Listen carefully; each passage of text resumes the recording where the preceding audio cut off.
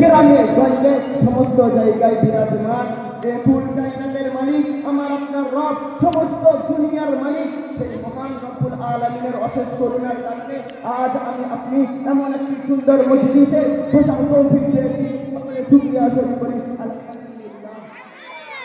তাহার পরে জানাই সেই মহান ব্যক্তির নামে যিনি দিনকে দুনিয়ার বুকে কায়েম ও দায়েম রাখার জন্য কতই না মেহনত করেছে, তায়েফে মার খেয়েছে, দাঁত মোবারককে শহীদ করেছেন, নিজে রক্ত ঝরিয়েছেন আমাদের আপনাদের জন্য। এ দুনিয়ার বুকে নিজের চাচার কাছে লাঞ্ছিত বঞ্চিত বঞ্চিত হয়েছে। তাহার প্রতি মুহাব্বতের সঙ্গে সকলে একবার দরুদ শরীফ বলি সাল্লাল্লাহু আলাইহি ওয়াসাল্লাম।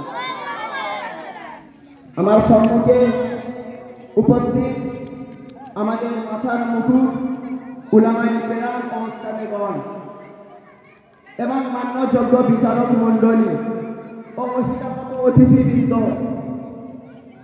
দেশ বিদেশ থেকে কিছু ইলম পিপাসী ছাত্র বন্ধু ও তলবে ইলম, সবাইকে আমার অন্তরের অন্তরস্থল থেকে শ্রদ্ধা, ভালোবাসা, সম্মান জানিয়ে আমি আমার মূল বক্তব্যের বিষয় তুলে ধরছি। আজ আমার মূল বক্তব্যের বিষয় হলো এই যে কেন আজ পুরো দুনিয়ার বুকে মুসলমান এত লাঞ্ছিত, মুসলমান এত বঞ্চিত, মুসলমান কেন এত অপমানিত? কারণ আজ আমি আপনি মুসলমান, আমাদের কাছে যে ঈমান নামের মজবুত হাতিয়ার সেটাকে আমরা হারিয়ে ফেলেছি।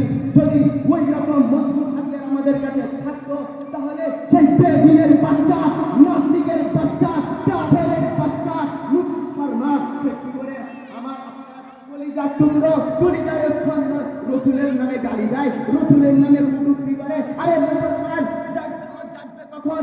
আর আমার আপনার রসুলের নামে গালি দিচ্ছে। আজ থেকে 3টি বছর আগে নুপুর শর্মা গালি দিল। মুসলমানের কোনো সচেতন নেই, মুসলমানের ঘুম ভাঙে না, মুসলমান জাগে না, রসুলের ভালোবাসা বুকে লালন করলো না, রসুলের অপমানের প্রতিবাদ করলো না, আন্দোলনে লাগলো না।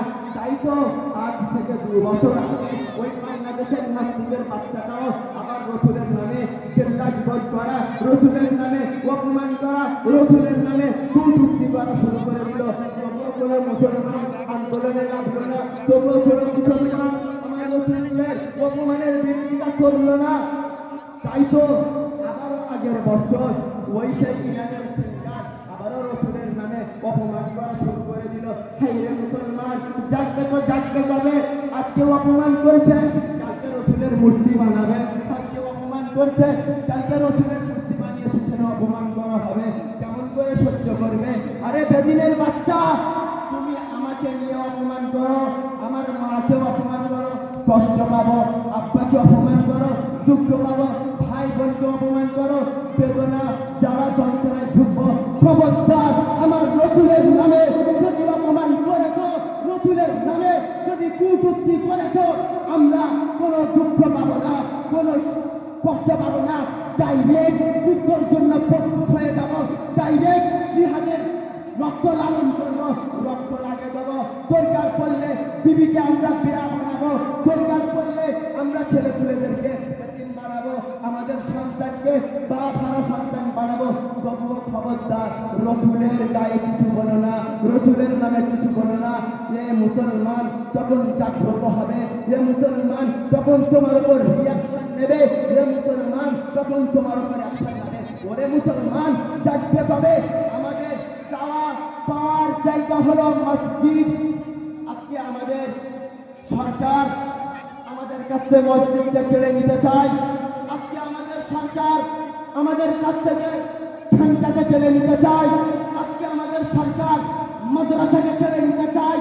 আজকে আমাদের সরকার ঈদগাহকে কেড়ে নিতে চায়। আরে মুসলমান কবে জাগবে? এগুলো আমরা কাটতে দেব না, কারণ আমাদের ইমানি কঞ্জুর, আমরা দুর্বল।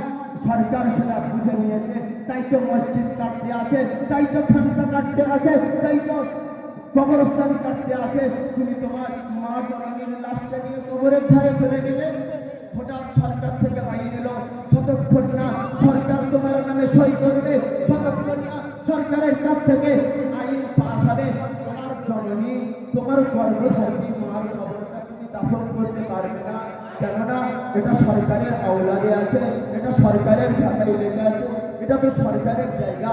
এখানে তুমি তোমার মায়ের জননী দাফন করতে ততক্ষণ পারবে না যতক্ষণ পর্যন্ত ওই জালেম বাদশা, জালেম নেতা, জালেম লিডার আমাদেরকে সে একটা বেদিন, সে একটা বেধর্মী, সে আমাদের সই করে দেবে, তবে নাকি আমাদের জননী, আমাদের আব্বা, আমাদের মা, কলিজার টুকরো ছোট ছোট ভাইগুলো আমরা তখন দাফন করবো।